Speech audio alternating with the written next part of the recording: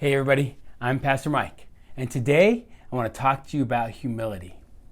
Humility in marriage. And this is a tough one. I'm going to be honest, this is a tough one for me. So it's good that I'm teaching about it, because when I teach about it, hopefully I will walk it out and do it as well. So I want to read some scriptures to you from Philippians 2, verses 1 through 8.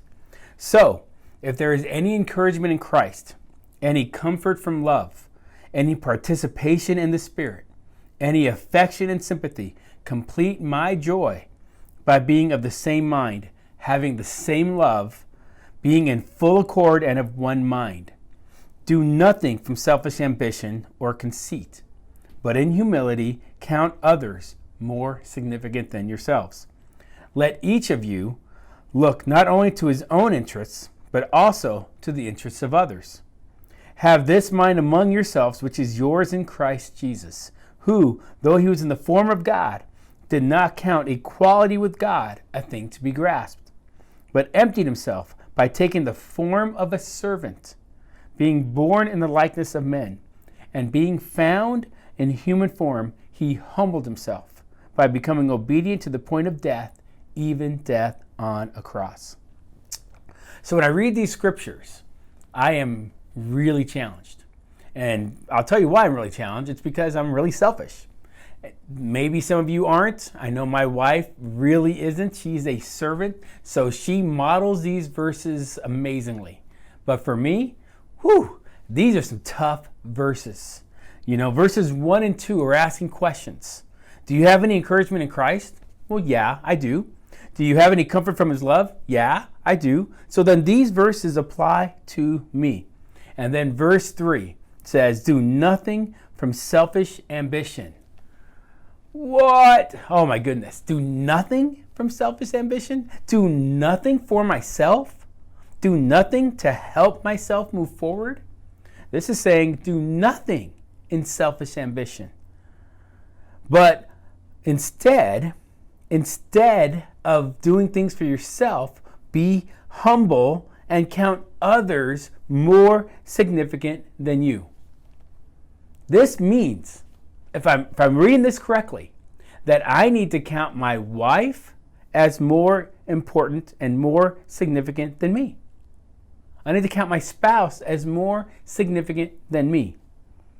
And that means then I shouldn't look just to my interests.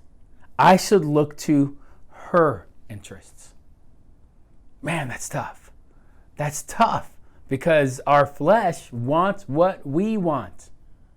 Yet, these scriptures are clearly saying, don't think of yourself first. Think of your spouse.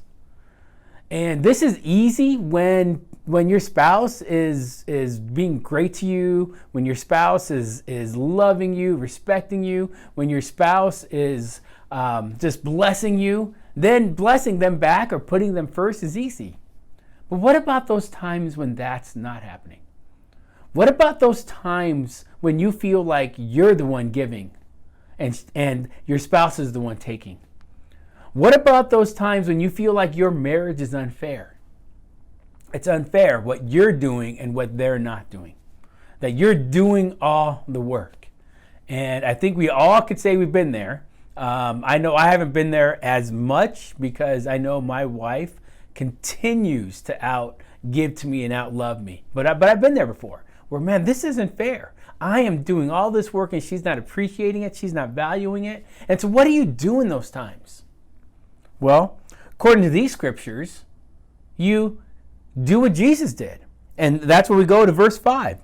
Have this mind among yourselves, which is yours in Christ Jesus. Now catch verse 6. Who, though he was in the form of God, did not count equality with God to be grasped. And then verse 7, he emptied himself by taking the form of a servant. Jesus could have said, hey, you're here for me. Hey, you do all these things for me. But that's not what his mind was. What his mind was, I'm going to empty myself of all rights. I'm going to empty myself of all privilege. I'm going to empty myself of all expectations. And I'm going to take the form of a servant. And that is what we're supposed to do. Empty ourselves of our rights. Empty ourselves of what we want and need for us. and instead serve our spouse. Man, that is hard stuff. But this is what Scriptures is telling us to do. And he humbled himself. Jesus humbled himself. He died on the cross for us. He gave himself for us. And he modeled for us how we're supposed to treat each other. That we are supposed to give ourselves to our spouse. We're supposed to empty ourselves and humble ourselves and be a servant. We are to serve our spouse. And that's hard. That's hard. That's hard to do. Now, if you're a servant by nature, it's a lot easier. But if you're not a servant, like me, I'm not a servant. So it's a lot harder. But it's not impossible, and I'm not let off the hook because I'm not a servant. God expects me to still walk this out. So how do I do that? Well, the only way I know to die to my flesh is by having more of Jesus in my life. More of Jesus in my life helps me be Jesus to other people. So if you struggle with this, I want to encourage you to get in your word. I want to encourage you to pray. And I want to encourage you to ask Jesus for help and grace to walk out what his example for us. And then I want to encourage you to pray together and pray with your spouse and ask your spouse to pray for you to help you walk this out. Because when we walk this out, when we humble ourselves and serve each other, man, we're going to have a great marriage. We're going to have a strong marriage. And we're going to have a marriage that will encourage others. So let's be humble. Let's consider each other better than us. And let's become servants and serve our spouses. If you like this, I want to encourage you to like our YouTube channel, to share. And this has been Pastor Mike, and thank you for watching.